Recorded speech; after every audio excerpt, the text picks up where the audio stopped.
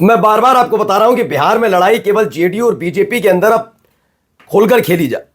हाल ही में आपने देखा विधानसभा अध्यक्ष बना दिए गए, बीजेपी के कोटे में चला गया। लेकिन इस बार जेडीयू ने हल्कीबाजी नहीं खेली। पिछली बार की तर्ज पर वो शांत नहीं बैठे और इस बार उन्होंने एक ऐसा कदम उठाया, यानी नीतीश कुमार की तरफ से एक ऐसा कदम उठाया गया है जो बीजेपी के लिए एक चेतावनी भी है कि इस बार थोड़ा संभल कर, आप भी सत्ता में, हम भी सत्ता में, एक दूसरे का सम्मान करेंगे तो सरकार सीधे 2030 तक चलेगी। वरना याद रखिएगा, दरवाजे हमारे लिए ज्यादा खुले हैं, आपके लिए हो रहे हैं बंद। कहीं ऐसा ना हो कहानी बिहार से शुरू हो और खत्म केंद्र सरकार पर जाकर, यानी दिल्ली में जाकर बंद हो। इसीलिए न चाहते हुए भी एक कदम उठाना पड़ा और इसी तरह जनता दल यूनाइटेड के विधायकों को कहा जा रहा है बचा लिया नीतीश कुमार ने, क्योंकि पहले से ही समझा जा रहा था कि आने वाले वक्त में कभी भी भारतीय जनता पार्टी खेल कर सकती है। विधानसभा अध्यक्ष पद अगर जाता है बीजेपी के खेमे में तो विधायकों की बगावत या फिर विधायक बागी होकर अगर इधर उधर जाते हैं तो आखिरी फैसला विधानसभा अध्यक्ष का होता है। लेकिन यहां फंसा दिया नीतीश ने पेंच। अब चाहकर भी बीजेपी वो नहीं कर पाएगी शायद जिसकी महत्वाकांक्षाओं के साथ, जिन आकांक्षाओं के साथ, जिस उम्मीद के साथ इस पद पर अपनी पार्टी के नेता को बिठाया था। नमस्कार, मैं हूं प्रज्वल गौतम और आप देख रहे हैं टाइम्स एक्सप्रेस। बड़ी खबर यही निकल कर आई है कि पहले गृह विभाग को लेकर जो माहौल बनाया गया, नीतीश लंबे समय से, खासतौर पर 2005 से इसे संभाल रहे थे। 20 तारीख को शपथ के 2 दिन बाद ही नीतीश कुमार काफी नाराज हुए थे। खास बात थी गृह विभाग। अमूमन किसी भी राज्य में देखा जाता है कि किसी भी मुख्यमंत्री की छवि वहां की वित्त मंत्रालय को लेकर नहीं, बल्कि वहां की सुरक्षा व्यवस्था को लेकर सीधे मुख्यमंत्री की छवि पर असर डालती है। इसलिए किसी भी राज्य में जाइए, वहां पर गृह मंत्रालय हमेशा मुख्यमंत्री अपने पास रखते हैं। कोई भी राज्य चले जाइए, वहां मुख्यमंत्री अपने पास गृह मंत्रालय रखते ही रखते हैं। उत्तर प्रदेश आ जाइए, यहां पर भी गृह मंत्री अलग नहीं है, यहां पर भी योगी आदित्यनाथ के पास है।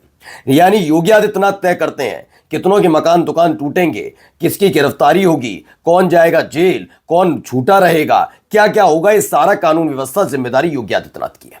इससे क्या होता है ना कि अगर गलती गृह मंत्री की भी हो जाए तो आखिरकार जवाब देना पड़ता है मुख्यमंत्री को, क्योंकि किसी भी प्रदेश की सुरक्षा सबसे बड़ा मुद्दा होती है। इसीलिए साल 2005 से 2025 तक नीतीश कुमार के हाथ में कंट्रोल रहा। फिलहाल गृह मंत्रालय चला गया सम्राट चौधरी के पास, यानी बीजेपी के खेमे में।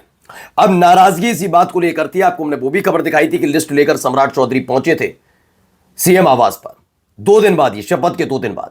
उन्होंने कहा मैं अमित शाह से बात कर लूंगा। अब जो डील हुई नहीं हुई वो बात अलग है, लेकिन फिलहाल खेल ये हो गया है, निकलकर सामने आया है कि इसके बाद लड़ाई शुरू हुई थी विधानसभा अध्यक्ष पद को लेकर। सबको पता है कि प्रेम कुमार विधानसभा अध्यक्ष बन गए। ये काफी नानुकुर के बाद बने हैं, इतने भी मोहब्बत नहीं लुटाई गई थी जेडीयू की तरफ से। दरअसल नीतीश कुमार ये जानते हैं कि आने वाले वक्त में अगर पलटी मारने की कोशिश होगी तो मसला विधानसभा अध्यक्ष तक जाएगा, स्पीकर तक जाएगा। कौन योग्य कौन अयोग्य, इसका सारा कच्चा चिट्ठा या फिर जो फैसला होगा वो विधानसभा अध्यक्ष लेंगे। और अगर विधानसभा अध्यक्ष ने साथ आकर साथ नहीं दिया और उनकी पार्टी के नहीं हुए तो आसानी से जेडीयू के 85 विधायकों में से कई विधायकों को आसानी से तोड़ा जा सकता है। तो गृह विभाग पहले से बीजेपी के पास और विधानसभा अध्यक्ष पद भी, तो ये दोनों ही स्थितियों में घिर गए थे। लेकिन यहां चल दिया एक दांव। पहले पढ़िए खबर। बिहार विधानसभा में जेडीयू से बनाया गया डिप्टी स्पीकर कौन है? नरेंद्र नारायण यादव। दरअसल पिछली बार जब तेजस्वी यादव का साथ नीतीश कुमार ने छोड़ा था और बीजेपी के साथ आए थे, तब भी बीजेपी ने अपने पास ही विधानसभा अध्यक्ष पद रखा था और विधान परिषद के सभापति भी बीजेपी के कोटे से आते थे। लेकिन खास बात यह थी कि पिछली बार विधानसभा का डिप्टी स्पीकर के पद खाली रह गया, यानी वो जेडीयू के खाते में नहीं गया। इसीलिए इस बात का डर हमेशा सताता रहा कि अगर एक होता मुख्यमंत्री, एक होता है डिप्टी, दोनों के बीच सामंजस्य बैठकर ही कोई बड़ा फैसला हो सकता है। यानी अगर कल कोई बड़ी बात आती है और स्पीकर कोई फैसला लेना चाहेंगे तो डिप्टी स्पीकर भी अपना मत रख सकते हैं। और यहां पर जब तलवारें खींचेंगी तो मामला कोर्ट तक जा सकता है और वहां जाकर फैसला होगा। यानी कुल मिलाकर बीजेपी को जेडीयू ने फंसा दिया है। पहले बीजेपी इस बात पर आश्वस्त हो गई थी कि अब मात्र 3 से 4 महीने हैं, इन 3-4 महीनों में खेल करना है। यह खेल पश्चिम बंगाल के चुनावों के ठीक बाद होना जाना चाहिए एग्जीक्यूट, लेकिन होगा तब जब विधानसभा अध्यक्ष के बाद डिप्टी स्पीकर पद भी बीजेपी के पास जाता। अब यह सब करना इतना आसान नहीं होगा। पहले समझिए क्या क्या मसला है इसमें जो लिखा है, कौन है क्या है, पहले समझिए। नरेंद्र नारायण यादव जेडीयू बिहार विधानसभा के डिप्टी स्पीकर बनाए गए। नामांकन दाखिल किया। उप मुख्यमंत्री सम्राट चौधरी उनके प्रस्तावक और जल संसाधन मंत्री विजय कुमार चौधरी अनुमोदक बने थे। नरेंद्र नारायण इस बार प्रोटेम स्पीकर बने थे। नवनिर्वाचित विधायकों को शपथ दिलाई थी। विधानसभा के स्पीकर प्रेम कुमार ने निर्वाचन के लिए 4 दिसंबर की तारीख तय की थी। नरेंद्र नारायण यादव लगातार 2 बार विधानसभा के उपाध्यक्ष बनने वाले उपाध्यक्ष है। विपक्ष ने उम्मीदवार नहीं दिया था। विपक्ष ने नरेंद्र नारायण का यादव का समर्थन किया। ऐसे में सर्वसम्मति से वे बिहार विधानसभा के उपाध्यक्ष चुने गए।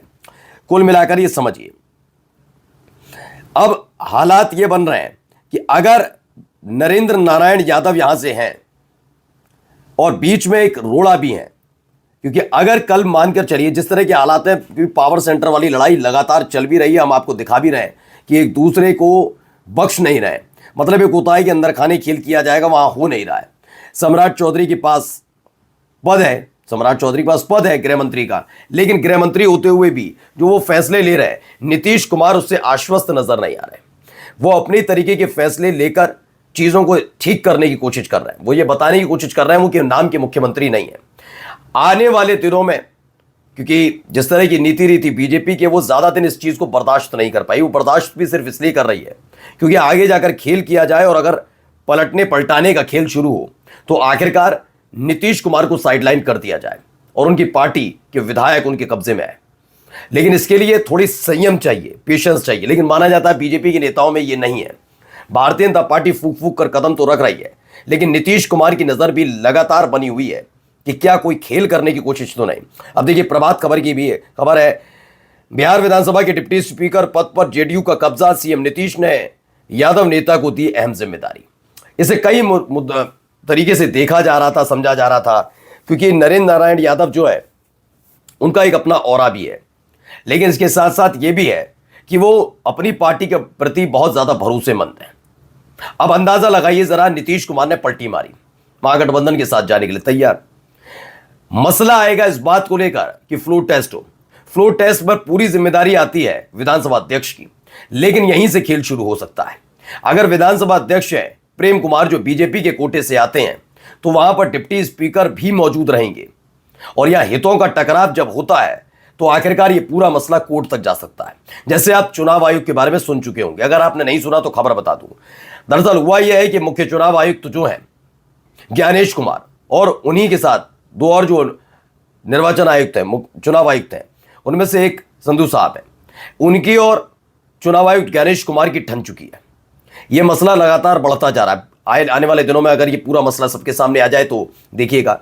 फिलहाल ये पूरा पेच जेडीयू ने विधानसभा में फैला दिया है, मतलब अटका दिया है। अब चाहकर भी बीजेपी वो कदम नहीं उठा सकती जिस कदम के बारे में उसने पहले से सोच रखा था। खेल फंसाया है नीतीश ने। अभी ये लड़ाई और आगे की बढ़ने वाली है। मसला पावर का है, यानी ताकत का। नमस्कार।